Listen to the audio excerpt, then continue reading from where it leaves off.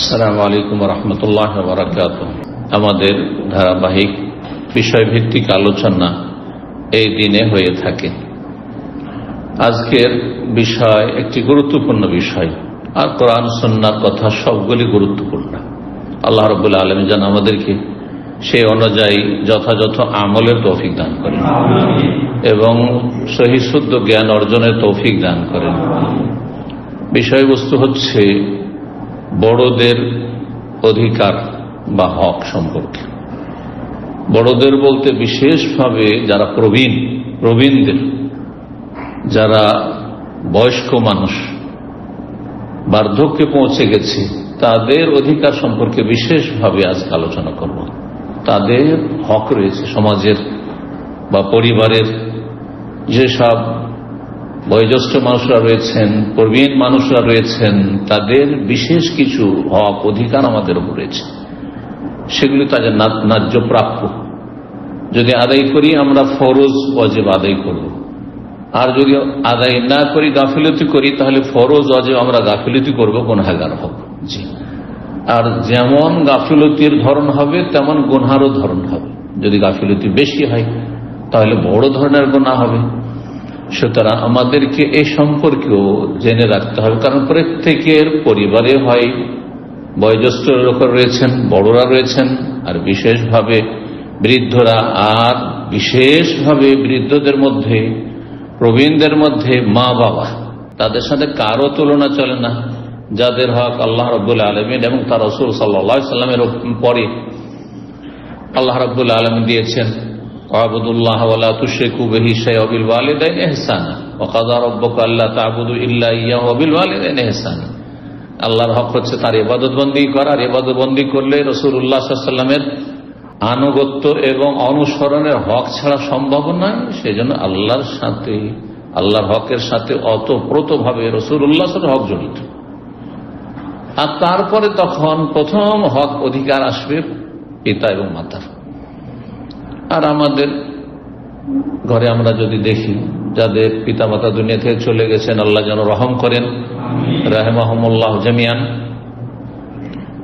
ঈমান ইসলামের অবস্থায় যারা চলে গেছেন, আর যারা রয়েছেন তারা প্রবীণ, বয়স্ক, বৃদ্ধ, বার্ধক্যে পৌঁছে গেছে, তাদের হক আরো বেশি। আর যদি বাবা মা নাও হয়, ভাই ধরেন বৃদ্ধ, অথবা আত্মীয় স্বজন কেউ প্রবীণ, অথবা গ্রামের সমাজের মানুষ অনাত্মীয়, অথবা মুসলিমও না, অনাত্মীয়, অমুসলিম, গ্রামের না, একটু দূরের, কিন্তু কখনো কিছু সময়ের জন্য তাদের সাথে দেখা সাক্ষাৎ। অনেক সময় আপনি কোথাও সফর করছেন, আপনি এয়ারপোর্টে রয়েছেন, অথবা আপনি বিমানে রয়েছেন, অথবা আপনি রয়েছেন বাসে রয়েছেন, বাস স্টপে রয়েছেন, অথবা ট্রেন স্টেশনে রয়েছেন, কোন জায়গায় আপনি সেখানে অবস্থান করছেন কিছু সময়ের জন্য, আর আপনার পাশে প্রবীণরা রয়েছেন, বয়স্ক মানুষরা রয়েছেন, বৃদ্ধ মানুষ রয়েছেন, অথবা আপনি বাসে, ট্রেনে যাত্রী, আগে থেকে বসে আছেন, সিট ধরে বসে আছেন, আর সেখানে প্রবীণ মানুষরা পরে উঠছে। এই সময়গুলিতে তখন ইমানের পরীক্ষা, এই সময়গুলিতে তখন আখলাক চরিত্রের পরীক্ষা। যেটা আমার অধিকার, আমি আগে থেকে বসে আছি, সে তো পরে এসেছে, এই মন মানসিকতা রাখেন।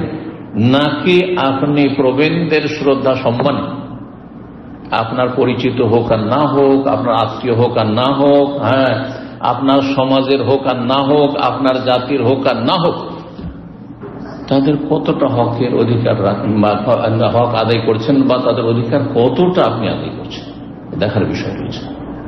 যদিও সবার হক একই রকমের নয়। যেমনটা বললাম, বাপ মা প্রবীণ, তাদের হক সবার আগে, তারপরে যার নিকট আত্মীয়, তারপরে দূরের আত্মীয়, তারপরে সমাজের প্রতিবেশী মুসলিম কিন্তু অনাত্মীয়, আর তারপরে অনাত্মীয় অমুসলিম বা প্রতিবেশী নয়, তাদেরও হক রয়েছে। কিন্তু প্রত্যেকের আপন আপন জায়গায় তাদের অবস্থান বা স্তর রয়েছে। সবাই একই রকমের হক রাখে না, একই রকমের অধিকার রাখে না, কিন্তু প্রত্যেকের অধিকার রয়েছে। তো আজকে আমি 6টি হক বা 6টি অধিকার বর্ণনা করব প্রবীণদের, বৃদ্ধ মানুষদের। 6টি অধিকার আমাদের উপর আল্লাহ রাব্বুল আলামিন সেগুলি যেন আদায়ের তৌফিক দান করেন। কারণ দিন ইসলাম হচ্ছে হাক্কুল্লাহ, আল্লাহর হক আদায় করার নাম, আর হুকুকুল ইবাদ আর বান্দার হক আদায় করার নাম। যদি একটি থাকে আর একটি নেই, তা আপনি ব্যর্থ, আপনি ফেল। দুটোই যদি থাকে, দুটোকে নিয়ে চলতে পারেন, তাহলে আপনি সফল। কেউ ধরেন সহি আকীদার, মাশাআল্লাহ ইবাদত বন্দেগীতে ফরজ ওয়াজিবের কোনো ঘাটতি নাই, মুসল্লি মানে মাশাআল্লাহ তাহাজ্জুদ গুজার, রোজাদার মানে সোমবার বৃহস্পতি ওরা ছাড়ে না, আর এদিকে যাকাত দান সাদকা এগুলো আছে হয়তো, আর তারপর হজ উমরা তো মানে প্রতি বছর, আর ঘন ঘন উমরা। অনেকে আছেন পয়সা আছে মানে হজ করতে প্রতি বছর হজ করছেন, হ্যাঁ উমরা যখন তখন যাচ্ছেন, সৌদি আরবে আছেন, অথবা পয়সা আছে অনেকে আছেন, বছরে কয়েকবার করে আসছেন, কিন্তু আল্লাহর হক ঠিক থাকলেও বান্দার হকের ক্ষেত্রে একেবারে উদাসীন, তাহলে সে ফেল আল্লাহর কাছে, সেই ব্যক্তি ব্যর্থ, এবং সে কখনো দুনিয়া আখিরাতে সফলতা লাভ করবে না। কারণ দুনিয়ার নীতিমালা হচ্ছে আল্লাহ রাব্বুল আলামিনের যে সম্মান করে সে সম্মানিত হয়, যে সম্মান করতে জানে সে সম্মানিত হয়। এটা বাস্তব সত্য। আপনি একটা ছোট কচি বাচ্চাকেও যদি সম্মানের সাথে কথা বলেন, তার কাছে সম্মানের আশা করতে পাবো, কিন্তু যদি সম্মান না করেন তাহলে তার কাছে সম্মানের আশা করিয়েন না। মাদ্রাসা স্কুলের যারা শিক্ষক বা যে কোনো শিক্ষা প্রতিষ্ঠান, কলেজ, ইউনিভার্সিটিতে ছাত্রদের সাথে যদি সদাচরণ থাকে, তাদের হক আদায় করেন, তাদেরকে যদি যে হকটা তাদের রয়েছে সেই হকটা যদি ছোটদেরকে দেন, আদর স্নেহ মায়া মমতা নিজের ছেলেদের মতো, হ্যাঁ, এবং তাদের হিতাকাঙ্ক্ষী হয় ইত্যাদি ইত্যাদি, সেগুলো দেন, তারপরে আশা রাখেন তাদের কাছে আমি মান ইজ্জত চাই আর সম্মান চাই, আল্লাহ সেটা ব্যবস্থা করবেন, আল্লাহ ব্যবস্থা। কিন্তু আপনি শুধু নেতা মাথা হয়ে আছেন, অথবা আপনি শিক্ষক হয়ে আছেন, আপনি দায়িত্বশীল হয়ে আছেন, আপনি বস হয়ে আছেন, সেই জন্য সম্মান চাইছেন, আর আপনি আপনার শ্রমিকদের সম্মান করেন না, কোথা থেকে সম্মান পাবেন? মাল্লাম ইউকাররিম নাফসাহু লা ইউকাররামি, আরবি কবিতা রয়েছে, যে নিজের সম্মান নিজেই বুঝে না সে কখনো সম্মানিত হয় না। তা নিজের সম্মান বোঝার জন্য, সম্মান রেখে যাতে আমার সম্মানটা বহাল থাকে, সেই মতো আচরণ করতে হবে অন্যদের সাথে। যাই হোক, কথা ভূমিকা লম্বা না করে ফিরে আসি। সূরা রুমে একটি আয়াত রয়েছে, আয়াত নম্বর 54। আল্লাহ রাব্বুল আলামিন তাতে মানুষের সৃষ্টির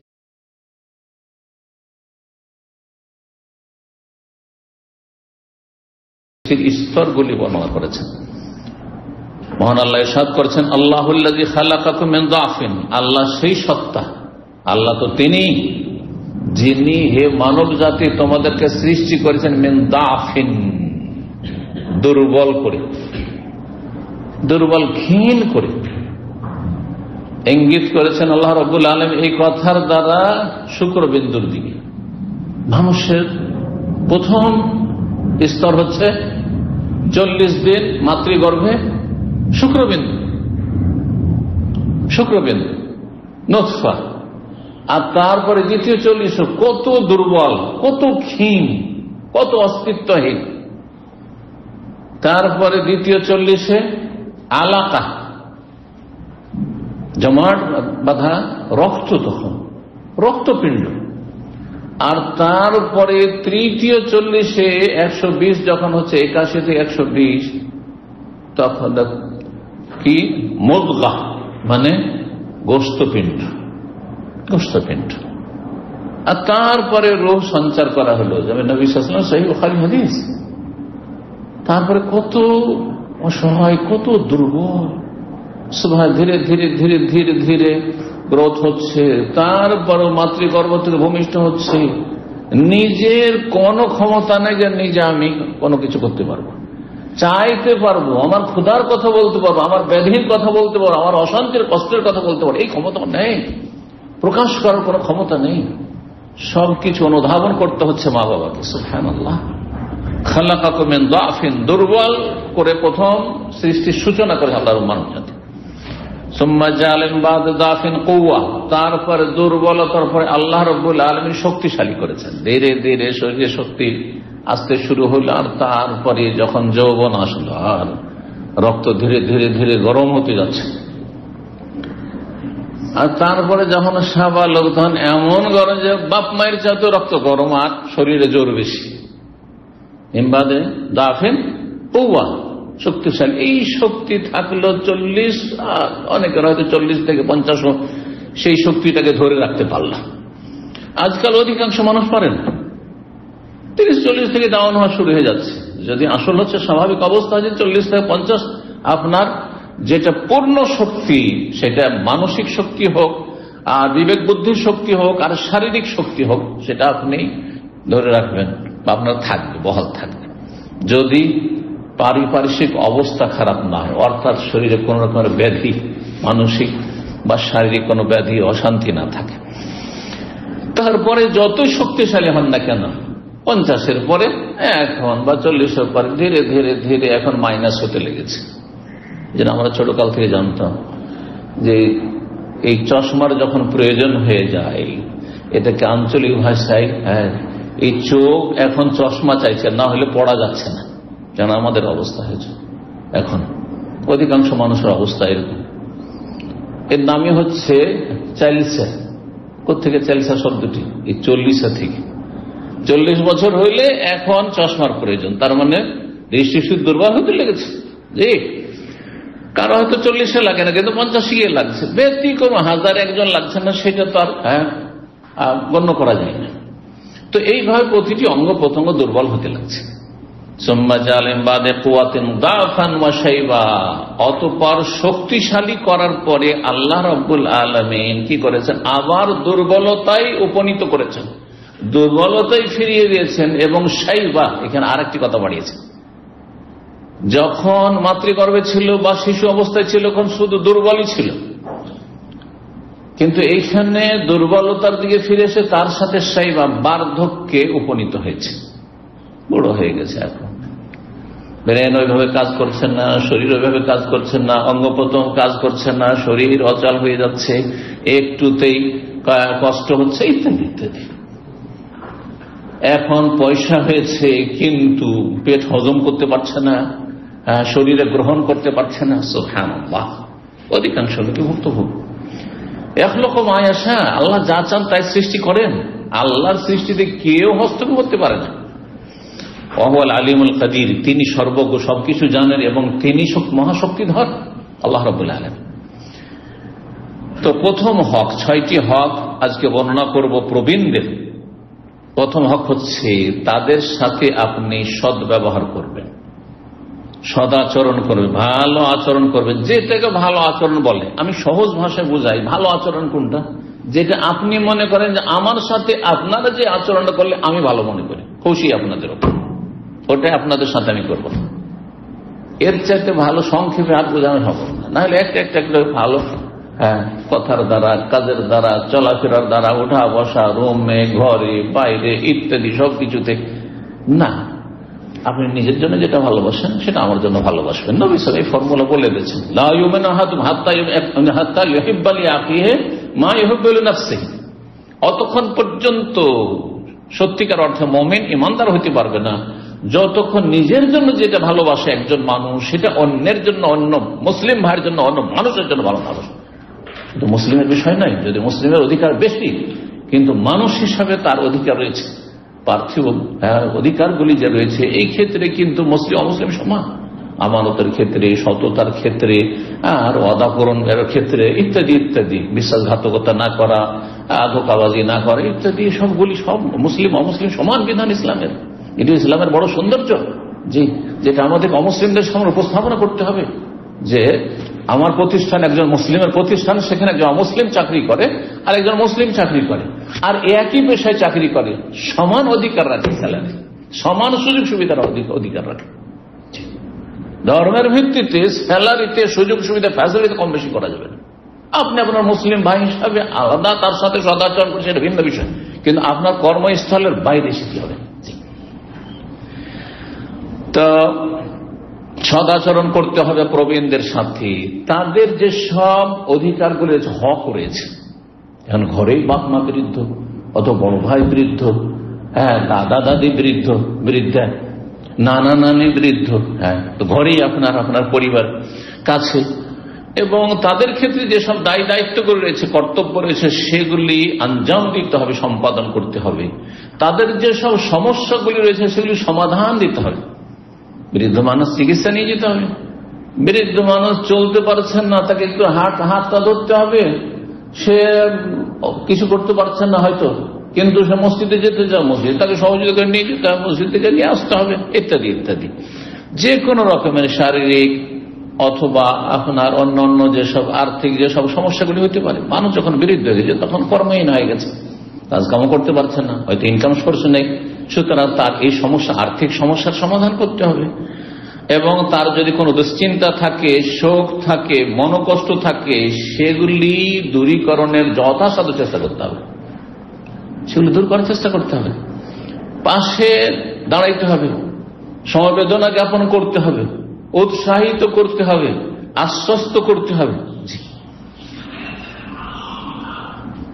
সুনানে তিরমিজির হাদিস, আনাস বিন মালিক রাদিয়াল্লাহু তাআলা আনহু বর্ণনা করছেন, দলিল হিসেবে বলি, বলছেন যা আশা এখন ইউরিদুন নবী সাল্লাল্লাহু আলাইহি সাল্লাম, জনক বৃদ্ধ ব্যক্তি নবী সাল্লাল্লাহু আলাইহি সাল্লামের সাথে সাক্ষাতের জন্য আগমন করলো।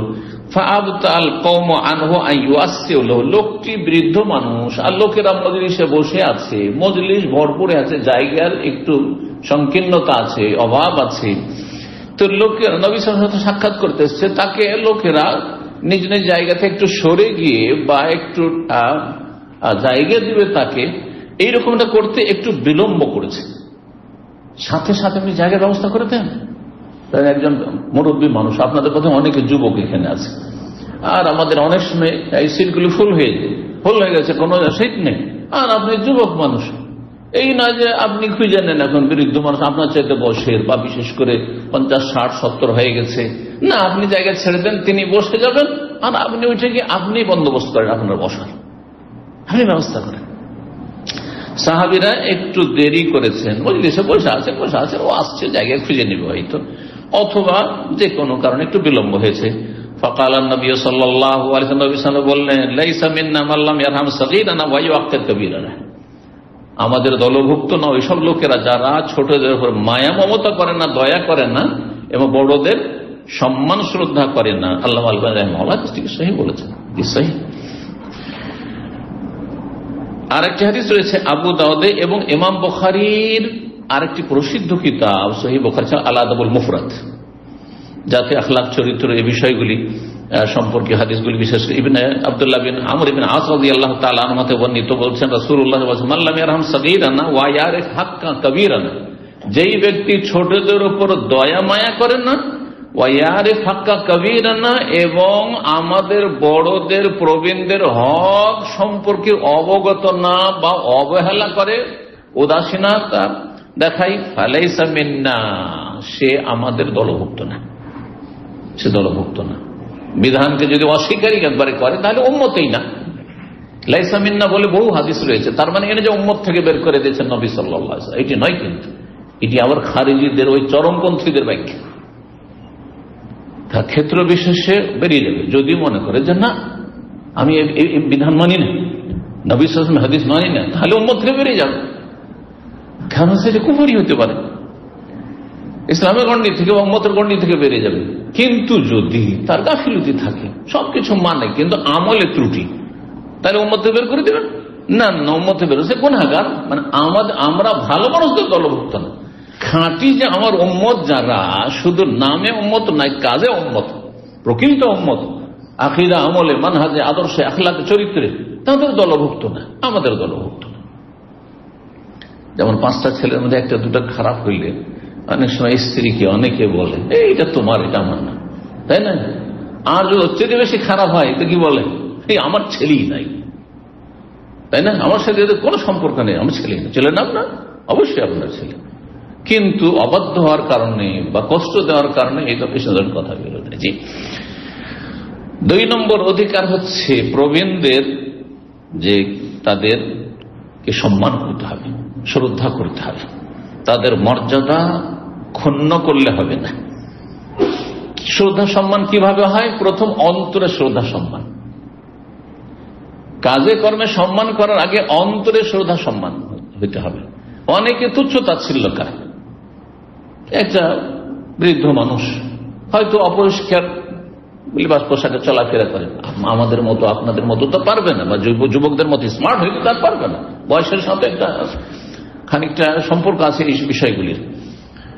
তো অনেক সময় যুবকরা মানে অরুচি বোধ করে তাদের সাথে বসতে, বা একটু ঘৃণা প্রকাশ করে, তুচ্ছ তাচ্ছিল্য করে। না, এটা যেন না, অন্তরে যেন ইজ্জত সম্মান থাকে, সম্মান থাকে।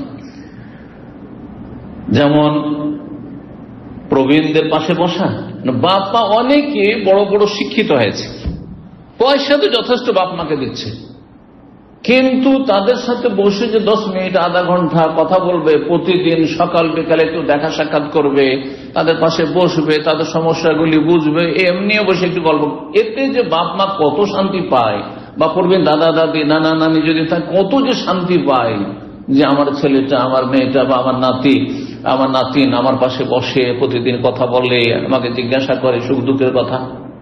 চিন্তা করেন, এই বিষয়গুলি আমাদেরকে চিন্তা করতে হবে। বসতে হবে তাদের সাথে, নাক ছিটকালে হবে না, এবং তাদের সাথে কথা বলতে হবে, তাদের কথাগুলি শুনতে হবে। শোনার ক্ষেত্রে আপনি বসে আছেন, হয়তো অনেকে বসছেন, আজকাল তো এই স্মার্টফোনের ফিতনার যুগে আর ইন্টারনেটের ফিতনার যুগে এই যে কোন বড় ফিতনা, সুবহানাল্লাহ, মানব জাতিকে গ্রাস করে ফেলেছে। মুসলিমরাও এতে আপনার যে আবহাওয়া, সেই আবহাওয়াতে একাকার হয়ে গেছে অমুসলিমদের সাথে। যদি বসেও এক সময় বাপ মা ছেলে মেয়েদেরকে নিয়ে বসলে তার দিকে তাকিয়ে আছে যে বাপ মা কি বলবে। আমাদের যুগটা এরকম ছিল। তারপর আমাদের সাহস হয়নি যে চোখে চোখ মিলিয়ে বাপ মায়ের সাথে কথা বলবো। হ্যাঁ, নিচে মাথা করে থেকেছি আর মনোযোগী হয়ে থেকেছি, কি কথা বলছে এক একটি কথা শুনেছি, আমরা শুনেছি। কিন্তু এখন বসলেও দেখা যাচ্ছে যে মোবাইল টিপাটিপ করছে, বসে আছে, বসে আছে ঠিকই, ওর বডি বসে আছে, ওর অন্তর মোটেই নেই বাপ মায়ের সাথে, ওর অন্তর দাদা দাদি নানানি বা মুরব্বী বা সমাজের যে প্রবীণরা রয়েছে তাদের সাথে মোটেই নাই, হয়তো এমনি বসে আছে, কিছুক্ষণ বসেছিল কিন্তু নিজের কাজ করেছে, সে নিজের তালে থেকেছে। এটা তার বসা হলো না, এই তো তার পাশে দাঁড়ানো বা তার সাথে সমবেদনা জ্ঞাপন হলো না, বা তাকে সময় দেওয়া হলো না। শুনতে হবে, কোন অভিযোগ থাকলে অভিযোগগুলি শুনতে হবে। একটা কোনো কথা বৃদ্ধ মানুষ বলতে বিরক্তি বোধ করা, এটা বদ অভ্যাস অধিকাংশ লোকের। বৃদ্ধ মানুষ কোনো কথা বললে একটুতেই বিরক্তি বোধ করা, আর বাদ দেন, এইসব ঝামেলা যায় না আপনি, এ বাদ দেন এইসব কথা, না না না, কিছু শোনেন ঠান্ডা মেজাজে, তারপরে ভালোভাবে কথাটি আপনি নেওয়ার চেষ্টা করেন, ভালোভাবে বুঝাবার চেষ্টা করেন, উড়িয়ে দিয়েন না। জি, কারণ তারও বিবেক বুদ্ধি আছে, সে এতদিন ধরে মানুষ চড়িয়েছে দীর্ঘদিন, যথেষ্ট তার জ্ঞান আছে আপনার যে আচার আচরণটা কোন দিকে যাচ্ছে বুঝছে সে ভালো করে। সে প্রকাশ হয়তো করছে না দুর্বলতার কারণে, তার দুর্বলতা যে আপনার উপর নির্ভরশীল, আপনার ঘরে খাচ্ছে, আপনার মুখাপেক্ষী ইত্যাদি, অথবা দুর্বল হয়ে গেছে। সেই জন্য ইমাম মুহাম্মদ বিন ইসহাক রাহিমাহুল্লাহ বর্ণনা করেছেন যে লাম্মা দাখালা রাসূলুল্লাহ সাল্লাল্লাহু আলাইহি ওয়াসাল্লাম মক্কাতে ফাতিহান, মক্কা বিজয়ের সময় যখন নবী সাল্লাল্লাহু আলাইহি ওয়াসাল্লাম মক্কায় প্রবেশ করলেন আর মসজিদ হারামে প্রবেশ করলেন, আতা আবু বকরিন আনহু বিআবিহি ইয়াকুদুহু, সবাই যারা অমুসলিম ছিল এতদিন পর্যন্ত, কাফের ছিল, ইসলাম গ্রহণ করেননি, ইয়াদখুলুনা ফি দীনিল্লাহি আফওয়াজা, মক্কা বিজয়ের পরে দলে দলে এসে ইসলাম গ্রহণ করছে। এতদিন পর্যন্ত আবু বকর সিদ্দিক রাদিয়াল্লাহু তাআলা বাবা আবু কুহাফা কট্ট ইসলাম গ্রহণ করে, কারণ হাড় হাড্ডি বুড়ো হয়ে গেছে, আর বুড়া হাড় হাড্ডিতে হক কথা সত্য কথা ঢুকানো আর মানিয়ে নেওয়া এত সহজ নয়। যার ফলে বেদাতি সমাজ আপনি যান, অধিকাংশ হেদায়েত হয়েছে যুবক যুবতীরা, 40-এর নিচে যারা আছে, 50-এর, এতদিন করে এলাম আর এখন যদি এটাকে বলি যে এটা ভুল, তার মানে আমাদের মানহানি, এই যে আঘাত লাগছে, মানুষকে কি বলবে, এতদিন ভুল করে এলো, সারা জীবন তাহলে সব বরবাদ হলো, আমাদের নামাজ সব বরবাদ হয়ে গেল, আমাদের ইবাদত বন্দী সব বরবাদ হয়ে গেল, এই নিয়ত পড়তে হবে না, তো যাই না, দোয়া পড়তে হবে না, সম্মিলিত মোনাজাত করতে হবে না, শবে বরাত করতে হবে না, মিলাদ করতে হবে না। আমরা ভুলেছিলাম, যদি ছোট হয়ে যাচ্ছি যে শয়তান ওখানে কিন্তু কি করছে, ওয়াসওয়াসা দিয়ে কুমন্ত্রণা দিচ্ছে, বিভ্রান্ত করছে যে আমি ছোট হয়ে যাচ্ছি যে ছোটদের কাছে। হ্যাঁ, না না, ছোট হওয়া যাবে না, জাহান্নামে চলে যায়, কিন্তু ছোট হওয়া যাবে না। যার ফলে বেদাতি বুড়োগুলো অধিকাংশ হেদায়েত হয়, ইল্লা মাশাআল্লাহ 80-90 বছর অনেকে হেদায়েত হয়েছে। কিং ফাহাদ পেট্রোলিয়াম ইউনিভার্সিটিতে এক ভাই ছিলেন এখানে, তো তিনি মাস্টার্স অথবা পিএইচডিতে ছিলেন, আর তিনি আসা যাওয়া করতেন, খুব নিয়মিত আমাদের সেন্টারে আসতেন। কয়েক বছর আগে, করোনার আগে তিনি চলে গেছেন। ওনার দাদা আমার আলোচনা করে শুনেছে, তার 90 বছর বেশি বয়স, একবারে শেষ বয়সে তারপরে ইন্তেকাল করেছেন রাহিমাহুল্লাহ তাআলা। তো তিনি এই আলোচনাগুলি পাওয়ার পরে বড় আক্ষেপ করে ওই ভাই আনিসুর রহমান আমাকে এসে, আমার দাদা বলছে যে এই আলোচনাগুলি যদি আমি আমার যৌবনকালে পেতাম, এই কথাগুলি যদি আমি শুনতে পেতাম, জীবনে কেউ শোনায়নি। আমরা তো ওই পরম্পরা ধর্মকর্ম করেছি, নামাজ রোজা তো করেছি, কিন্তু সব বেদাতি করি। নাওয়াই কানা সমা গাদান দিয়ে রোজা রেখেছি, হ্যাঁ নাওয়াই তো দিয়ে নামাজ শুরু করেছি, আর এইসব যত বেদাত সব করেছি, নেকিও করেছি, গুনাহও করেছি, কিন্তু এইভাবে আল্লাহ জানে কবুল হবে কি, আল্লাহ মাফ করবেন হয়তো, হেদায়েত পেয়েছে। কিন্তু ব্যতিক্রম অধিকাংশ যারা প্রবীণ, তাদেরকে হেদায়েত হইতে শয়তান বেশি বাধা দেওয়ার সুযোগ পায়। শয়তান সব জায়গায় সুযোগ নেয়, কিন্তু সেখানে গিয়ে বেশি সাকসেস হয়। আবু বকর রাদিয়াল্লাহু তাআলা আনহু তার বাবাকে হাত ধরে টানতে টানতে নিয়ে আসলেন কার কাছে? নবী সাল্লাল্লাহু আলাইহি ওয়াসাল্লামের কাছে, ইসলাম কবুল করার জন্য, যে আমার আব্বা ইসলাম কবুল করবেন। বাড়ি থেকে বৃদ্ধ বাবা, অনেক বেশি বৃদ্ধ হয়ে গেছেন, কোন রকম করে কষ্টে চলছেন, তাকে নিয়ে আসছে যে রাসূলুল্লাহ সাল্লাল্লাহু আলাইহি ওয়াসাল্লামের কাছে গিয়ে আপনাকে কালেমা পড়ে মুসলমান হইতে হবে, চলেন। ফালাম্মা রাহু রাসূলুল্লাহ সাল্লাল্লাহু আলাইহি ওয়াসাল্লাম, যখন দেখলেন রাসূলুল্লাহ সাল্লাল্লাহু আলাইহি ওয়াসাল্লাম আবু বকরকে যে তার বাবাকে এইভাবে নিয়ে আসছে, কালা বললেন, হাল্লা তারাক্তা শেখা ফি বাইতিহি। শেখ মানে এলেমের শেখ নয়, শেখ মানে বয়সের শেখ। শেখ কয় রকমের বলেছি এর আগে? 3 রকমের। এলেমের শেখ শেখুল এলম, আর এক হচ্ছে শেখুল মাল, পয়সার শেখ। আরবদেরকে শেখ বলা হয়, এই দুবারি শেখ, দুবারি শেখ কিসের শেখ? হ্যাঁ, 30 বছর বয়স বছর দুবারি শেখ। কোথেকে শেখ এগুলো? ওই পয়সার শেখ। হ্যাঁ, ধনাঢ্য ধনকুবকে শেখ বলা হয়। আর এক শেখ হচ্ছে আরবিতে শেখুল অমর, এজের বয়সের শেখ। তো এই ছিল বয়সের শেখ। তাহলে তার একটা শেখ, এই বৃদ্ধ মানুষকে তুমি কেন বাড়িতে ছেড়ে দাওনি? ফি বাইতে হাত্তা আকুনা আনা আতিফি, আমাকে বলতে আমি যেতাম তাকে কলমা পড়ে তোমাদের বাড়িতে, তোমার বাবার ঘরে। কেন তাকে কষ্ট করে এরকম নিয়ে আসে? সুবহানাল্লাহ। রাসূলুল্লাহ সাল্লাল্লাহু আলাইহি ওয়াসাল্লাম, চিন্তা করুন, আজকালকার পৃথিবীর ধরেন বড় একটি দেশের রাষ্ট্রনায়ক, চিন্তা করতে পারেন যে এই ধরনের কথা, আমি তার বাড়ি যেতাম, কেন তাকে নিয়ে আসবো? যার কাছে দেখা সাক্ষাতের কোন সুযোগই পাওয়া যায় না। নবী সাল্লাল্লাহু আলাইহি ওয়াসাল্লামের কাছে যে কোনো মানুষ এসে দেখা সাক্ষাৎ করতে পারে, নর হোক, নারী হোক, ছোট হোক, বড় হোক। আর তারপরে বলছেন আমি যেতাম, কেন তুমি কষ্ট দিয়ে তাকে নিয়ে আসলে? আবু বকর সিদ্দিক রাদিয়াল্লাহু তাআলা জবাব বললেন, ইয়া রাসূলুল্লাহ হুয়া আহাক্কু আইয়ামশিয়া ইলাইকা মিন আন তামশি আনতা ফি। আপনি কেন তার কাছে যাবেন? তার বেশি অধিকার যে সে আসবে আপনার কাছে এসে ইসলাম কবুল করবে। কারণ মানুষের পিপাসা লাগলে কূপের কাছে, যেটা কূপ আসে না আমার কাছে, কথা বোঝা গেছে না? কূপের কাছে আমাকে যেতে হয়। সুতরাং তাকে যদি জাহান্নাম থেকে বাঁচতে হয়, আমার বাবাকে জান্নাত পেতে হয়, আপনার কাছে সে আসবে, আপনি কেন তার বাড়ি যাবেন আর তাকে ইসলাম কবুল করাতে যাবেন? এই জন্য আমি নিয়ে এসেছি। আপনাকে বলিনি, আমি জানাইনি যে আমার আব্বা ইসলাম কবুল করবে। যদি জানাইতাম আগে থেকে যে আমার আব্বা ইসলাম কবুল করবে, তো আপনি আমার বাড়ি আগেই চলে যেতেন। তা সে আসুক, এসে আপনার সাথে দেখা করুক আর ইসলাম কবুল করুক। ফাজিলাসাহু বাইনা ইয়াদিহি, নবী সাল্লাল্লাহু আলাইহি ওয়াসাল্লাম সামনে বসালেন প্রবীণ ব্যক্তি, অন্যরা আছে কিন্তু সামনে বসালেন, দূরে নয়। এটা হচ্ছে বাণিজ্য। তারপরে আমি যেতাম, তাকে কেন কষ্ট দিতে দিলেন? এগুলি হচ্ছে আমাদের জন্য শিক্ষণীয় বিষয়, নবী সাল্লাল্লাহু আলাইহি ওয়াসাল্লামের আদর্শ, উসওয়া হাসানা।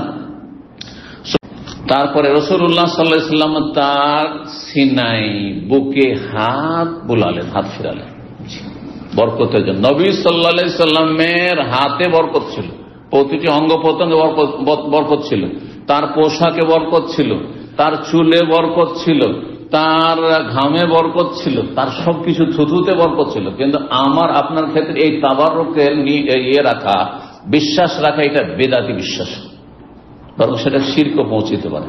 এটা হচ্ছে সহি আকীদা, বিশুদ্ধ আকীদা, বিশুদ্ধ আকীদা। ভালো করে মনে রাখবেন, তাবারুকের ক্ষেত্রে নবী সাল্লাল্লাহু আলাইহি ওয়াসাল্লামের পরে কেউ আবু বকর ওমরের পোশাক থেকে অথবা থুথু থেকে অথবা ঘাম থেকে অথবা চুল থেকে পশম থেকে কেউ বরকত হাসিল করেনি। যদি এই মর্যাদা আবু বকর, ওমর, ওসমানকে সাহাবীরা না দিয়ে থাকেন, তাহলে আমাদেরকে, আলেমদেরকে, মুরব্বীদের, বুজুর্গানে দিনকে আপনি কেন দিবেন? এটা কোথায়?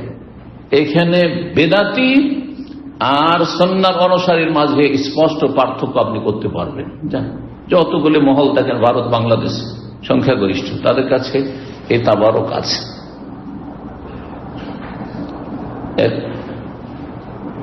পরিবার দাওয়াত দিয়েছে অনেক আগে, যখন মদিনায় লেখাপড়া করতাম তখন তো বয়স বেশি হয়নি, 25 বছর বয়স। সেই সময় বাড়িতে দাওয়াত দিয়েছে, কিন্তু খুব ভালোবাসতো, সে সরকারি চাকরি করত আর এখনো সম্পর্ক তার সাথে আছে। তো তার বাড়িতে দাওয়াত দিয়েছে আর ঘরে বসে খাওয়াচ্ছে, আর তার মধ্যে পর্দার আড়াল থেকে তার স্ত্রী বলছেন যে শেখকে একটু রেখে দিতে বলেন, একটু খাবার রেখে দিতে। না না না, এটা ইসলামে নেই, কারণ তারা হচ্ছে অন্য ঘরানা, ওই বেদাতি ঘরানার লোক, তো ওই বিশ্বাস নিয়ে এসে বলছে। আর আমি তো কোরআন সুন্নাহর ঘরানাতে পয়দা হয়েছি, আলহামদুলিল্লাহ, কোরআন সুন্নাহই চর্চা করছি আর মদিনায় লেখাপড়া করছি, তো আলহামদুলিল্লাহ। এই হক কথাগুলি আমাদের দেশে আলেমরা বলবে যে না না না, এইসব নেই, না তাবারক, তাবারক নিচ্ছে, তাবারক দিচ্ছে, মুসাফা করার পরে এই বুকে হাত ফেরাচ্ছেন, কেন হয়েছে, কেন এগুলো বেদাতি কাজ। যাই হোক, নবী সাল্লাল্লাহু আলাইহি ওয়াসাল্লাম তার সিনাই মোবারক, সিনাই কি করলেন, হাত মোবারক হাত ফিরালেন। সুম্মা কাল, তারপর আসলেম, বাবা তুমি ইসলাম কবুল করো। ফাসলামা, আবু কুহাফা মুসলমান হয়ে গেল। মুসনাদ আহমদে হাদিসটি রয়েছে, হাদিসের সনদ হচ্ছে হাসান। 3 নম্বর অধিকার হচ্ছে বড়দেরকে ডাকবেন, হ্যাঁ, সমবয়স্কদের মতো সম্বোধন করে নাই, ছোটদের মতো করে সম্বোধন করে না, তাদের নাম ধরে ডাকবেন না। ধরেন আপনার বাপ মা নয়, হ্যাঁ, আর দাদা দাদি, নানান না, তাদের নাম তো আমাদের সমাজে সাধারণত ধরে না, ঠিক না?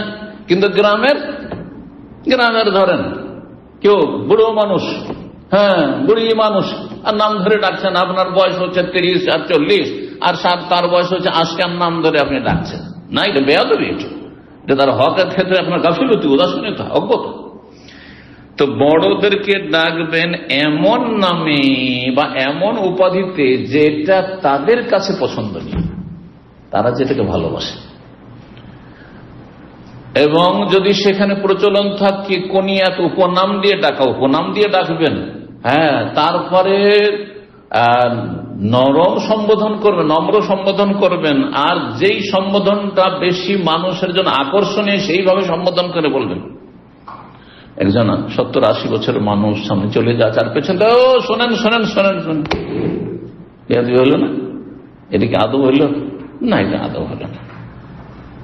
কেন আমাদের সমাজের লোকের তো কোনো আলেমের ক্ষেত্রে এটা করবেন না, শোনেন শোনেন না, দৌড় দিয়ে যাবে, পাশে গিয়ে কথা বলবেন। তাহলে আলেমের আপনি সম্মান করতে যাচ্ছেন না, আপনি মুরব্বীর কেন সম্মান করতে যাচ্ছেন, প্রবীণের কেন সম্মান করতে যাচ্ছেন না? এটা করবেন না।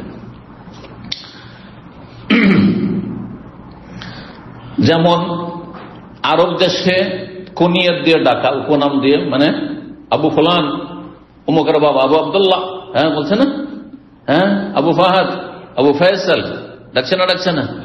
আমাদের দেশে কি নাই? আছে, কিন্তু বাংলায় এসে সেজন্য বুঝছেন না হয়তো। অমুকের মা, আমাদের দেশে নাম ধরে ডাকে না, বাচ্চা হয়ে গেলে অমুকের মা, হ্যাঁ, অমুকের বাপ, বড় ছেলে বড় মেয়ের নামে অমুকের বাবা অমুকের মা বলে ডাকা। তো এইভাবে ডাকা, এইভাবে ডাকবেন আপনি। শ্রদ্ধা সম্মানের খেয়াল রাখবেন, তার মর্যাদার খেয়াল রাখবেন। তারপরে যেন আমাদের সমাজে এটা ভালো, এক সময় চাচা বলতো, অনেকে তো আপনার চাচা বলতো টিটকারির জন্য, ঠাট্টা উপহাসের জন্য। যেমন হিন্দুরা মুসলিমদেরকে দাঁড়িয়ে দেখলে চাচা চাচা, তারপরে আমাদের সমাজের যারা বেদিন নাস্তিক টাইপের তারা মুরব্বী দাঁড়িয়ে দেখলে যে 30 বছর বয়স, আর দাঁড়িয়ে দেখলে চাচা, অথচ তার সাথে বয়সে ছোট হবে। এরা হচ্ছে শয়তান, এরা হচ্ছে শয়তান। কিন্তু এমনিতে একজন মানুষ দাড়ি পেয়ে গেছে আর আপনার বয়সে, তার ছেলের বয়সে, তাহলে তাকে চাচা বলবেন বা আঙ্কেল বলবেন, হ্যাঁ, যেটাতে মানুষ খুশি হবে। আঙ্কেল কেমন আছেন, চাচা কেমন আছেন, খুব খুশি হবে। বাবাজি কেমন আছেন, আমাদের সমাজে বাবাজি কেমন আছেন বা বাবজি কেমন আছেন, যেখানে যে এরকম ডাকা রয়েছে সেভাবে ডাকে। জি, তো এইভাবে রাখতে হবে, এবং যার যে মর্যাদা সেখানে তাকে রাখতে হবে, সমাজে যে মর্যাদা রয়েছে। এই মর্মে উমামা ইবনে সাহল রাদিয়াল্লাহু তাআলা আনহু বলছেন, সাল্লাইনা মা ওমর ইবনে আব্দুল্লাহ যোহর। ওমর ইবনে আব্দুল আজিজ রাহমাতুল্লাহি আলাইহি খলিফা ছিলেন এবং ন্যায়পরায়ণ খলিফা ছিলেন। যদি উমাইয়া বংশের মাঝখানে এসেছেন, কিন্তু তিনি খোলাফায়ে রাশেদিনের আদর্শের অনুসারী ছিলেন। আবু বকর, ওমর, ওসমান, আলী আর হাসান, তারপরে তার স্থান, তাকে খলিফায়ে রাশেদ বলা হয়েছে, পঞ্চম বা ষষ্ঠ। যদি হাসান রাদিয়াল্লাহু আনহু 6 মাসের খেলাফত তাকে পঞ্চম বলেন, তাহলে ষষ্ঠ খলিফা হচ্ছেন খলিফায়ে রাশেদ এই উম্মতের ওমর ইবনে আব্দুল আজিজ রাহমাতুল্লাহ আলাইহি। মাত্র অল্প সময় ছিলেন, যেহেতু এত বেশি ন্যায় নীতি অবলম্বন করেছিলেন তিনি যে তার নিজের বংশের লোকেরা শত্রু হয়ে তাকে বিষ দিয়ে মারিয়ে দিয়েছিল। ভালো মানুষকে সমাজের লোক চাই না কখনো। এখনো দুর্নীতির বিরুদ্ধে কেউ যদি সোচ্চার হয়, যে ঘুষখোর কোন অফিসার থাকতে দেব না, তো তার জীবন নিয়ে টানাটানি হয়ে যাবে, না হলে তার সেখানে টিকায় মুশকিল হয়েছে, চাকরির টিকা মুশকিল হয়েছে, আজকাল বাস্তব অবস্থা। তো ওমর ইবনে আব্দুল আজিজ রাহমাতুল্লাহি আলাইহি খলিফায়ে রাশিদদের সাথে সালাত আদায় করলেন উমামা ইবনে সাহল। সুম্মা খারাজনা হাত্তা দাখালনা আলা আনাস, তারপর আমরা বের হইলাম সালাত থেকে, মসজিদ থেকে। আর তার আনাস ইবনে মালিক রাদিয়াল্লাহু বাসরাই। তো আনাস রাদিয়াল্লাহু তাআলা আনহুর কাছে আমরা প্রবেশ করলাম, তখন বৃদ্ধ হয়ে গেছেন তিনি। ফাওয়াজাদনাহু ইউসাল্লিল আসর, দেখছি যে তিনি আসরের সালাত আদায় করছেন। যোহর পড়ে গেছেন কার সাথে? ওমর ইবনে আব্দুল আজিজ রাহমাতুল্লাহর সাথে জামাতে, আর তিনি আসর পড়ছেন বাড়িতে, যেহেতু তিনি অচল হয়ে গেছেন শেষ বয়সে, তো বাড়িতে তিনি আসর পড়ছেন। ফাকুলতু, আমি জিজ্ঞেস করলাম, ইয়া আম্মে, চাচা, এই যে আম্মে, ইয়া আম্মে আঙ্কেল। জি হ্যাঁ। তাহলে একটা টেলিফোন উঠিয়ে হোক অথবা সামনে হোক, যারা ছোট তারা বড়দেরকে আঙ্কেল বলে সম্বোধন করবে। আজকাল আঙ্কেলটা প্রচলিত হয়েছে, অসুবিধা নেই, ইংলিশে বললেও অসুবিধা নেই। আর যদি ওখানে সেখানে প্রচলন চাচার থাকে তো চাচা, বাবার থাকে তো জি বাবা, কেমন আছেন, জি। যেই ভাষা সেখানে প্রচলন থাকে যাতে শ্রদ্ধা সম্মান প্রকাশ পায়। ইয়া আম্মে এখনো রয়েছে আরব দেশে, বড়দেরকে, মুরব্বীদেরকে আম্মি কেইফাল হাল, জি। আবার কোন সালাত পড়ছেন আপনি এই সময়ে? আমরা জোহর পড়ে আপনার বাড়ি আসছি, হয়তো কিছুক্ষণ লেগেছে, কিছু লেট হয়েছে, কিন্তু তারপরেও আসর মানে মসজিদে আসরের সময় এখনো হয়নি। তাহলে আল্লাহ আসর পড়ছি, তাহলে হাজি সালাত রাসূলিল্লাহ, আপনি এখন আসর পড়ছেন? হ্যাঁ, তোমরাই ভুল করছো, তোমরাই বিলম্ব করে দিয়েছো। ওমর আব্দুল আজিজ বা উমাইয়াদের যুগে হয়তো উমাইয়া শাসকদের আমলে হয়তো কি, ওমর ইবনে আব্দুল আজিজের আগে থেকে একাই যে রাষ্ট্রপ্রধান হয় সবকিছুর সিদ্ধান্ত পুরোপুরি নিতে পারে না। কিছু কিছু বিষয় রয়েছে মানুষ অপারগ, একমাত্র কে অপারগ নন? আল্লাহ রাব্বুল আলামিন। আল্লাহ যা চান ওয়াফালুল্লাহু মা ইয়াশা, কিন্তু রাষ্ট্র নামে চেয়েও মন থেকে চাই যে এটা করবো, তারপর করতে পারে না। ঠিক আমরা জানি, এরকম বহু রাষ্ট্রনায়ককে জানি যারা চায় যে ইসলামী আইনের বাস্তবায়ন হোক, দণ্ডবিধান কায়েম হোক, কিন্তু তারাও অপারগ। সে বাইরের শত্রুর কারণে হোক, ঘরের শত্রুর কারণে, ঘরে এমন বেশি শত্রু আছে, সুবহানাল্লাহ। কোন একটি দেশের কথা বলছি, মুসলিম দেশ, যে দেশ ইসলামের দোহাই দিয়ে আপনার স্বাধীন করা হয়েছিল অথবা আলাদা পৃথক করা হয়েছিল, সেখানে কোন একজন ভালো শাসক তিনি সমস্ত পতিতাল ব্যবসাখানাকে নিষিদ্ধ করে দিলেন আর একবারে গুড়িয়ে দিলেন। তখন যারা দেশের নাস্তিক, ইসলামের শত্রু, যারা নারীদেরকে নিয়ে ভোগবিলাস করতে চায়, নোংরামি করতে চায়, তারা এই পতিতাদেরকে, বেশ্যাদেরকে নিয়ে বিশাল মিছিল বের করে, বিক্ষোভ মিছিল বের করে দিল, দেশের চলাফেরা অচল করে দিল। দেখছেন না, ঘরে কত শত্রু আছে, বাইরের শত্রু তো আছে। চিন্তা করেছেন বিষয়গুলি? কিন্তু আমরা তো মনে করছি যে না, খুব সহজ মনে হয়, কোন ফায়া কোন বললেই মনে হয় হয়ে যাবে। হ্যাঁ, কিন্তু অনেক সময় অপারগ, পেরে উঠছে না। তো আল্লাহ রাব্বুল ভালো জানছেন সে পারছে না, না করছে না, ওই হিসাবে আল্লাহ হিসাবে নেবেন প্রত্যেকের। জি, তো উমাইয়াদের যুগে ছিল কি, আপনাদের এর আগেও বলেছি যে প্রথম যুগ থেকে খোলাফা রাশেদরা নিজেরাই 5 ওয়াক্তে ইমামতি করতেন। উমাইয়া বংশের রাজত্ব 132 পর্যন্ত চলেছে, তারাই কি করতেন? রাজত্ব করতেন আর মসজিদের ইমামতিও করতেন, 5 ওয়াক্তে ইমামতি করতেন, 5 ওয়াক্ত ইমামতি করতেন। তারপরে আব্বাসীয়রা যখন আসলো 132 পরে, তখন তারা ধীরে ধীরে বিলাসী হয়ে গেল। আর তারপরে তারা বলে যে এই কাজ আমাদের দ্বারা সামলানো সম্ভব না, মসজিদে 5 টাইম গিয়ে নামাজ পড়বো না, নামাজ ঠিক তারা ছিল।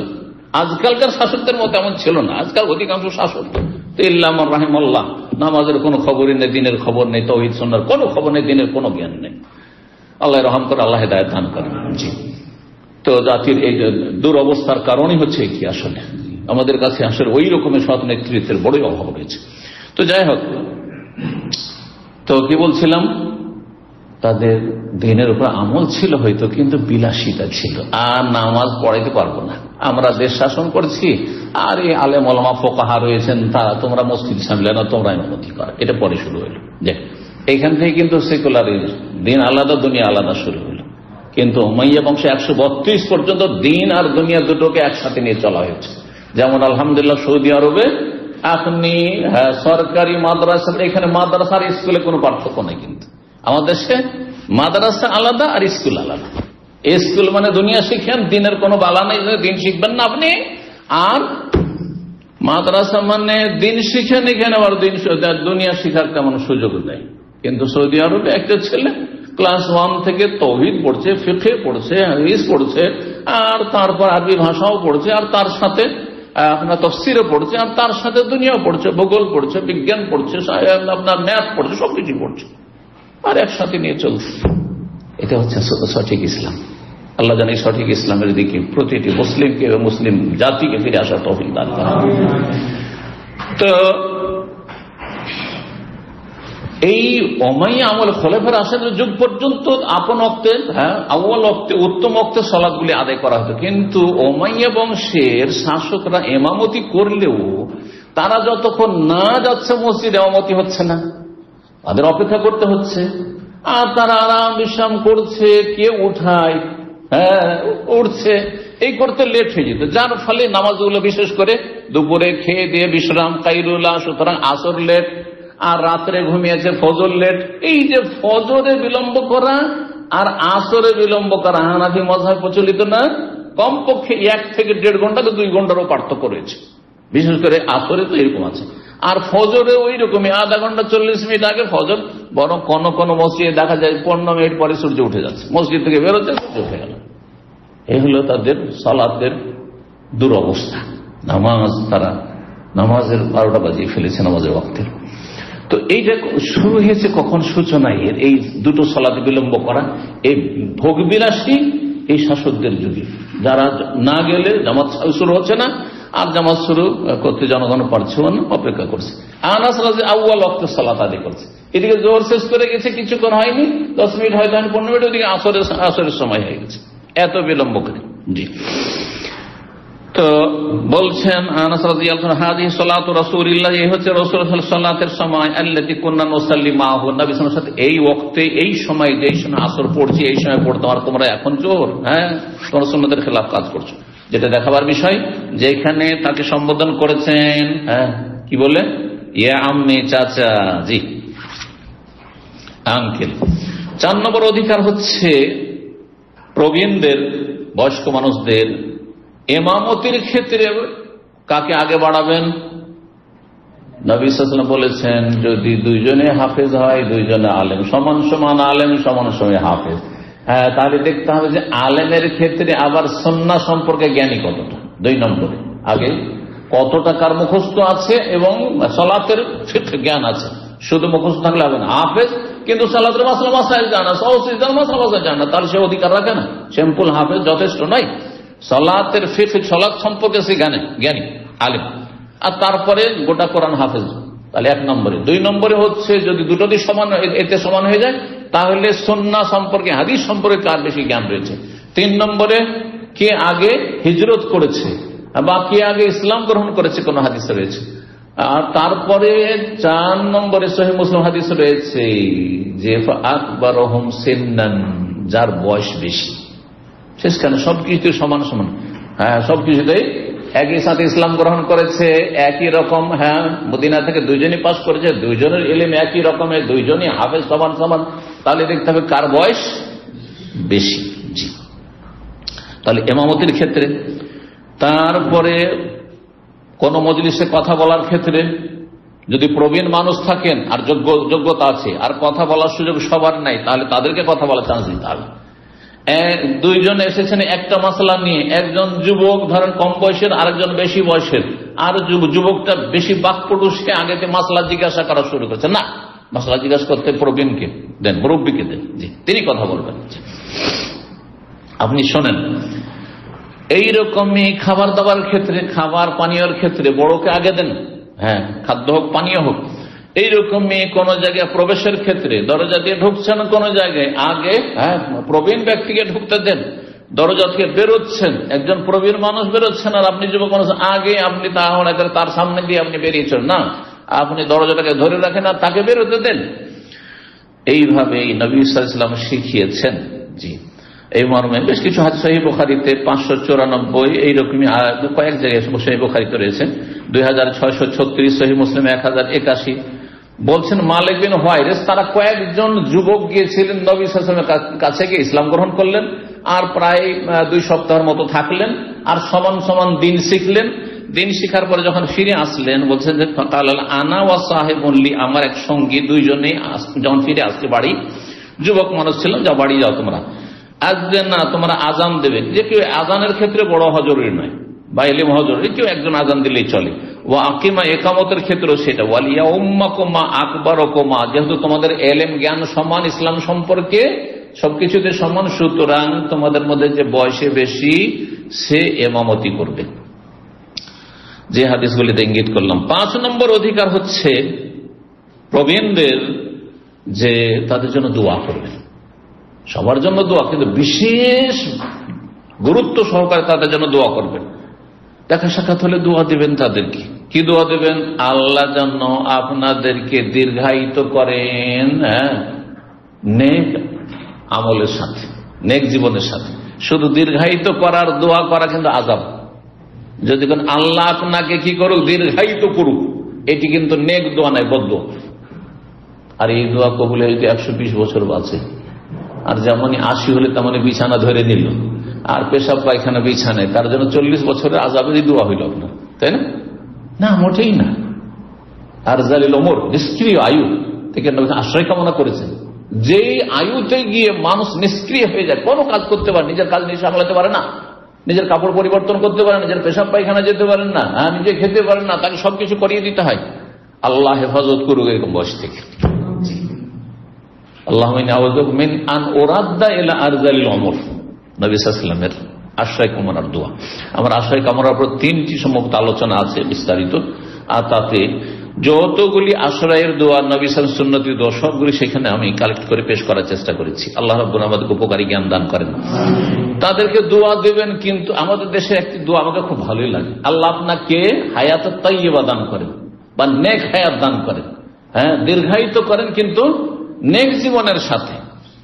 এই হায়াতুত তাইয়্যিবা মানে, আবার যারা আমাদের দেশে দোয়াও দেয় তারা তো দুনিয়া বুঝে, দিন বুঝে না, যার ফলে মনে করে হায়াতুত তাইয়্যিবা মানে অনেক পয়সাওয়ালা, হায়াতুত তাইয়্যিবা মানে অনেক সুস্থ, দুনিয়ার নিয়ামত। কিন্তু হায়াতুত তাইয়্যিবার আসল হচ্ছে কি? দিন, আর জান্নাত।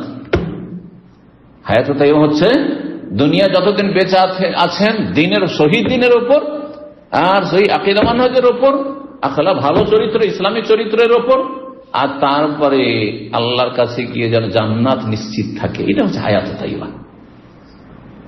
মান আমিলা সালিহাম মিন যাকারিন আও উনসা, যদি ভালো আমল করে, নর হোক আর নারী হোক, ফালানুহিয়ান্নাহু হায়াতান ওয়া হুয়া মুমিন, ঈমানের অবস্থায়, ঈমানের অবস্থায়, কুফরের অবস্থায় নয়, শিরকের অবস্থায় নয়। ফালানুহিয়ান্নাহু হায়াতান, তাহলে তাদেরকে হায়াতুত তাইয়্যিবা দেব। হায়াতুত মানে জান্নাতের জীবন, জান্নাতের জীবন। তাহলে হায়াতুত তাইয়্যিবা মানে আমরা সীমিত নিয়ত করব, বলবো হায়াতুত তাইয়্যিবা, আর নিয়ত করলাম যে আল্লাহ যেন আপনাকে অনেক পয়সা দেয়, আল্লাহ হায়াতুত তাইয়্যিবা দিক, আল্লাহ আপনাকে অনেক যেন আয়ু দেয়। না না না, এটা আপনি সীমিত করে দিলেন আপনি।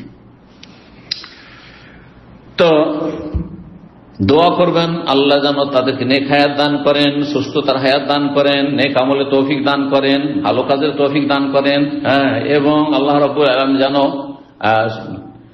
সবসময় ভালো রাখেন, ইত্যাদি ইত্যাদি, সফলতা দান করেন, এসব দোয়া। রব্বুল আলামিনের দোয়া শিখে সূরা বনী ইসরাইল আয়াত নম্বর 23-24 যে আয়াতগুলি রয়েছে বাপ মায়ের হক সম্পর্কে, সূরা বনী ইসরাইল ইসরাতে, তাতে আল্লাহ বলছেন দোয়া শিখে কি, ওয়াকুর, বলো কি, রব্বির হামহুমা কামা রাব্বায়ানি সাগীরা, রব্বির হামহুমা কামা রাব্বায়ানি সাগীরা, রব্বিগফিরলি ওয়া লিওয়ালিদাইয়া, জি, রব্বানা গফিরলি ওয়া লিওয়ালিদাইয়া ওয়া লিল মুমিনিনা ইয়াওমা ইয়াকুমুল হিসাব। জি, কোরআনে কারিমে 3টি দোয়া রয়েছে। জরুরি নয় যে কোরআনের দোয়া হইতে হবে, দোয়া অবশ্যই ভালো, কোরআনের দোয়া সবচেয়ে ভালো, নবী সাল্লাল্লাহু আলাইহি সাল্লামের হাদিসের দোয়া তারপর ভালো, কিন্তু আপনি নিজের ভাষায় আরো অন্য দোয়ার প্রয়োজন রয়েছে, অন্য দোয়াগুলো নিজের ভাষায় আপনি দেবেন। জি, দোয়ার ক্ষেত্রে নিজের ভাষায় করেন আর কোরআনের ভাষায় করেন, যদি দোয়া কবুলে বাধা না থাকে সমান, কোনো অসুবিধা নেই এই ক্ষেত্রে। জি, আর না বুঝে শুধু পড়লেন আপনি রব্বির হামহুমা কামা রাব্বায়ানি সাগীরা, দোয়া পড়ছেন আর অর্থই বুঝেন না, কি চাইলেন ভাই জানি না, আমি জানি যে বাপ মায়ের জন্য দোয়া, কিন্তু কি চাইলাম তাই বুঝি না, তাহলে কি চাইলেন আপনি, কোন ডিম চাইলেন? এইরকম দোয়া করা আসলে ঠিক না, এটা আমাদের দেশীয় তরিকা ইসলাম, দেশীয় ইসলাম দিয়েও কাজ হবে না। আপনাকে বুঝে সুঝে যা বলবেন রবকে আপনি বুঝছেন, তাহলে অন্তরে কথাটা নামছে আর আল্লাহর আরশে সেই কথাটি পৌঁছেছে আপনার অন্তর থেকে, যে অন্তর থেকে আপনি কথাটি বলছেন। একজন লোক অর্থ বুঝে রব্বির হামহুমা বলছে, একজন লোক অর্থ বুঝে লা ইলাহা ইল্লাল্লাহ ওয়াহদাহু লা শারীকা লাহু লাহুল মুলকু ওয়া লাহুল হামদু ওয়া হুয়া আলা কুল্লি শাইইন কাদির পাঠ করছে আরাফার ময়দানে অথবা যে কোনো সময় হোক না কেন। আর একজন না বুঝে পাঠ করছে, আসমান জমিনে পার্থক্য করেছে। এই জন্য এত জিকির করেও জাহেলের জীবনে কোনো প্রতিফলন ঘটে না, সংশোধন নেই, ও বাঁকা তো বাঁকা হয়ে আছে। কিন্তু একজন জ্ঞানী মানুষ আর মুত্তাকি পরেজগার মানুষ, তার জিকিরের সাথে তার সবকিছু পরিবর্তন হয়ে যাচ্ছে, তার জীবনে বিপ্লব ইনকিলাব চলে আসছে। তো এই রকমই যে কোনো দোয়া যেটা তার জন্য প্রয়োজন সেই সমস্ত দোয়াগুলি করবেন, নেক দোয়া করবেন। 6 নম্বর সর্বশেষ অধিকার প্রবীণদের হচ্ছে যে তার সুস্থতার লক্ষ্য রাখবেন, সুস্থ আছে কিনা, না তার চিকিৎসার প্রয়োজন রয়েছে, কি প্রয়োজন রয়েছে, তার শারীরিক অবস্থা, তার মানসিক অবস্থার কথা।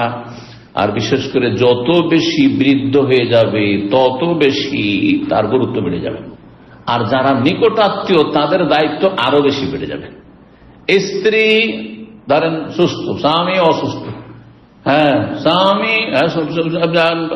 স্বামী স্ত্রী দুজনে বিরুদ্ধ হয়ে গেছে, ছেলে মেয়েরা আছে বাড়িতে, তাদের বাড়িতে যেসব সদস্য রয়েছে তাদের দায়িত্ব বেশি, আর তারপরে আশেপাশে যারা আছে তারপর তাদের দায়িত্ব ইত্যাদি। এই নয় যে দূরে আছে তার দায়িত্ব, আর যে ঘরে আছে আপনার 2 ভাই, এক ভাই বিদেশে রোজগার করে আপনি বাড়িতে আপনি সহযোগিতা করছেন, আর একজন বাড়িতে আছে, 2 জনের দায়িত্ব সমান নয়। এই ক্ষেত্রে শারীরিক মানসিক পরিচর্যার ক্ষেত্রে এবং তাদের পাশে বসার ক্ষেত্রে, তাদের স্বাস্থ্য শরীরের খেয়াল রাখার ক্ষেত্রে, তাদের চিকিৎসার ক্ষেত্রে দায়িত্ব ওই ব্যক্তির বেশি যে তার কাছে আছে। আর্থিক ক্ষেত্রে যে যত বেশি আর্থিক দিকে সচ্ছল তার তখন সেই দায়িত্বটি বেশি রয়েছে। এইভাবে সমাজের যে কোনো দুর্বল মানুষ রয়েছে, এই নয় যে তার নিকট আত্মীয় নেই, ছেলে মেয়ে নেই বা আত্মীয় স্বজন নেই, ভাই বেরাদর নেই, সেই জন্য সে অসহায় হয়ে পড়ে আছে, সে হাসপাতালে যাওয়ার প্রয়োজন, কিন্তু আপনার গ্রামের লোক অনাত্মীয়, সেই জন্য আপনি তার খোঁজ খবর নিচ্ছেন না, তাকে হাসপাতালে নিয়ে যাচ্ছেন না। এই সম্পর্কে জবাব দিতে হবে গ্রামবাসী। এই জন্য প্রবীণদের এই হকগুলি অবশ্যই আমাদেরকে আদায় করতে হবে। তারপরে মানুষ যখন বৃদ্ধ হয়ে যায় তখন এত দুর্বল হয়ে যায়, যেমন রক্ত চলাফেরা করে শিরা উপশিরায়, তেমন দুর্বলতা প্রতিটি অঙ্গ প্রত্যঙ্গে একবার দুর্বলতা কাজ করে। এত দুর্বল হয়ে যায়, ব্রেন কাজ করছে না, শরীর হাত কাজ করছে না, কিছুই ভালো লাগছে না, না খাবার ভালো লাগছে না, শুইতেই ভালো লাগছে, কোনো কিছু ভালো লাগছে না। এই সময় তাদের খোঁজ খবর নেওয়া, তাদের পরিচর্যা, তাদের পাশে দাঁড়ানো, তাদের যতটুকু আমাদের হক আদায় করা সম্ভব এগুলি আমাদের করার চেষ্টা করতে, এবং এই ক্ষেত্রে ধৈর্য ধারণ করতে হবে। বৃদ্ধদের ক্ষেত্রে ধৈর্য ধারণ অত্যন্ত জরুরি। কষ্ট পেলে হবে না, বিরক্ত হইলে হবে না, মাথা খারাপ করলে হবে না, মেজাজটা খারাপ হয়ে যাচ্ছে, না না না, কোনো নাকি পাবে না, সব বরবাদ হয়ে যাবে। বাপ মা অসুস্থ রয়েছে, বাপ মা বৃদ্ধ হয়ে গেছে, তাদের জন্য সবর করতে, বিশেষ করে যদি বাবা মা হয়, দাদা দাদি হয়, নানা নানি হয়, এই ক্ষেত্রগুলি অত্যন্ত আরো গুরুত্বপূর্ণ বিষয়। কারণ তারা এমন সময় আপনার এহসান করেছেন যেই সময় এহসান না করলে আপনি এখানে পৌঁছিতে পারতেন না, এমনটা হইতে পারতেন না, কিছুই হতেন না, আপনি থেকে যেতেন, আপনি জিরোতে থেকে যেতেন। হাল আতা আলাল ইনসানি হিন মিনাদ দাহর, এমন একটা সময় ছিল মানুষের, লাম ইয়াকুন শাইউম মাযকুর, কিছুই ছিল না, কোন উল্লেখযোগ্য কিছু, অস্তিত্বহীন ছিলেন আপনি। তাহলে আল্লাহ রাব্বুল আলামিন সৃষ্টি করেছেন, কিন্তু আপনার আমার এত দূর বেড়ে আসার পিছনে যেই শ্রম আর যার শ্রম কাজ করেছে তারা হচ্ছেন আল্লাহর ইহসানের পরে বাবা মায়ের ইহসান, মাতা পিতার ইহসান। সুতরাং আহসিন কামা আহসানাল্লাহু ইলাইক, আল্লাহ যেমন বাপ মায়ের মাধ্যমে এহসান করেছেন আমাদের দুর্বল সময়ে, অসহায় যখন ছিলাম তখন, সুতরাং তাদের সাথে এহসান করতে হবে। দাদা দাদির তাদের এহসান রয়েছে, হ্যাঁ, পরোক্ষভাবে তাদের এহসান রয়েছে আমাদের উপর। নানা নানির পরোক্ষভাবে এহসান রয়েছে, যদিও প্রত্যক্ষ না। আপনার মায়ের উপরে এহসান রয়েছে, আপনার বাবার উপরে এহসান রয়েছে, সেই এহসানের কারণে আপনার উপরে এহসান হয়েছে যে আজকে আপনি এত দূর আসতে পেরেছেন। রব্বুল আলামিন এই বিষয়গুলি আমাদের উপলব্ধি করার তৌফিক দান করেন এবং আমলের তৌফিক দান করেন। আর মনে রাখবেন, একটি কথা দিয়ে শেষ করছি, যে সমাজের যারা বৃদ্ধ মানুষ বা পরিবারের বৃদ্ধ মানুষ, এরা আমাদের জন্য কল্যাণকর, এরা আমাদের অকল্যাণ না, কল্যাণকর। এরা আমাদের জন্য বরকতের ওসিলা, বরকতের মাধ্যম, আমাদের রিজিক বৃদ্ধির একটি ওসিলা মাধ্যম, আমাদের বয়স বৃদ্ধি, আমাদের সুস্থতা, আমরা মানসিক, শারীরিক, পারিবারিক দিক থেকে সুখে থাকবো যদি আমাদের মুরব্বীদের, প্রবীণদের আমরা খেদমত সেবা করি এবং তাদের খোঁজ খবর নিই। আর তাদের সাথে যদি দুর্ব্যবহার করি, তাদের সাথে খারাপ আচরণ করি, তাহলে যেমন কর্ম তেমন ফল হবে। আজকে আপনি যৌবনকালে বা আপনি আপনার বাপ মায়ের সাথে, দাদা দাদির সাথে খারাপ আচরণ করেন, নানানের সাথে খারাপ আচরণ করেন, সমাজের যারা মুরব্বী প্রবীণ তাদের সাথে আপনি খারাপ আচরণ করলেন, আপনিও যখন ওই বার্ধক্য উপনীত হবেন তখন আপনার সাথে সমাজের যুবকরা আর অন্যরা আপনার সাথে সেই আচরণই করবে। কারণ এটি হচ্ছে প্রবাদ, আর কামা তাদিন ও তোদান আরবিতে বলা হয়, সেটা হচ্ছে যেমন কর্ম তেমন ফল। জি, ওয়াহসিনু ইন্নাল্লাহা ইউহিব্বুল মুহসিনিন, আল্লাহ বলছেন তোমরা ইহসান করো, আল্লাহ ইহসানকারীকে পছন্দ করেন। এই মর্মে একটি হাদিস শোনাই, দুর্বলদের ওসিলে আমাদের রিজিকে বরকত হয়, দুর্বলদের ওসিলে আমাদের আয়ু বৃদ্ধি হয়, দুর্বলদের ওসিলায় আমরা সুস্থ থাকি। দুর্বলদের কারণে, দুর্বলদের সাথে যদি আমাদের সদ আচরণ থেকে থাকে। সহিহ বুখারী 2681 নম্বর হাদিস, মুসাব বিন সাদ বর্ণনা করছেন যে সাদ আমার বাবা একবার, যেহেতু তার ধন দৌলত ছিল আর সুস্থতাও ছিল আর খুব সবল মানুষ, সুঠাম মানুষ ছিলেন, মনে মনে তার একটা বিষয় ছিল যে আমি অন্যদের চাইতে অনেক সিনিয়র, শ্রেষ্ঠ। নবী সাল্লাল্লাহু আলাইহি ওয়াসাল্লাম অনুধাবন করতে বলেন বিষয়টি, তখন বলেন হাল তুনসারুনা ওয়া তুরযাকুনা ইল্লা বিদুআফাইকুম, তোমাদেরকে যে সাহায্য করা হয় এবং তোমাদেরকে যে রিজিক দেওয়া হয় তোমাদের সমাজে, পরিবারে যারা দুর্বল আছে তাদের ওসিলাতে, তাদেরকে তোমরা দেখাশোনা করো, সেই জন্য আল্লাহ তোমাদেরকে রিজিক দেন এবং তোমাদের সাহায্য করে থাকেন। আবু দারদা রাদিয়াল্লাহু তাআলা আনহু বলছেন, সামিআতুন নবী সাল্লাল্লাহু আলাইহি ওয়াসাল্লামকে বলতে শুনেছি। এই মর্মে আরেকটি হাদিস, নবী সাল্লাল্লাহু বলছেন, ইবগুনি যুআফাআকুম, আমাকে হাসরের মাঠে তলাশ করিও দুর্বলদের মাঝে। হাসরের মাঠে যখন তলাশ করবে, যেখানে বড় বড় নেতারা আছে আর বড় বড় যারা দুনিয়ার ওই রকম ধনকুব ছিল, বড় বড় পয়সা দিয়ে অনেক দান খয়রাত করেছে আর তারপরে অনেক হজ করেছে, উমরা করেছে, এইরকম লোকের কাছে খুঁজে পাবে না, পাবে খুঁজে ওদের কাছে যারা সমাজের দুর্বল অসহায়। সমাজের নেতা মাথার কাছে খুঁজে পাবে না, আমাকে খুঁজে পাবে সমাজের যারা দুর্বল, অসহায়, যারা দুর্গত, একেবারে কঠিন আর্থিক দিক থেকে, মানসিক দিক থেকে, শারীরিক দিক থেকে, অঙ্গ প্রত্যঙ্গের দিক থেকে, বিভিন্ন দিক থেকে, খোড়া, অক্ষম ইত্যাদি, তাদের মাঝে খুঁজি আমাকে। ইবগুনি যুআফা, তোমাদের দুর্বলদের মাঝে আমাকে তলাশ করি হাসরের মাঠে। ফাইন্নামা তুরযাকুনা ওয়া তুনসারুনা বিদুআফা, কারণ তোমাদেরকে সাহায্য করা হয়, সাহায্য প্রাপ্ত হও তোমরা এবং তোমাদের রিজিকে বরকত দেওয়া হয় তোমাদের দুর্বলদের ওসিলায়। তিরমিজির হাদিস 1624 নম্বর, মুসনাদ আহমদ এবং সহিহ মুসলিমে হাদিসটি রয়েছে। আরো বিভিন্ন হাদিসের কিতাবে রয়েছে। এখানে আলোচনা শেষ করছি। রব্বুল আলামিন যেন আমাদেরকে যথাযথ প্রত্যেকের হক আদায়ের তৌফিক দান করেন। আমাদের সমাজে, আমাদের পরিবারে ছোট রয়েছে, তাদের হক আদায়ের তৌফিক দান করেন। আর বিশেষ করে যেহেতু আলোচ্য বিষয় হচ্ছে প্রবীণদের, বড়দের হক যথাযথ আদায়ের তৌফিক দান করেন। আল্লাহ রব্বুল আলামিন তার আগে তার হক আদায়ের তৌফিক দান করেন। ফরায়েজ ওয়াজিব যেগুলি আল্লাহর দ্বীনের, সেগুলি আদায়ের তৌফিক দান করেন। মানুষের হক আদায় করা তৌফিক দান করেন, তার সৃষ্টির হক আদায়ের তৌফিক দান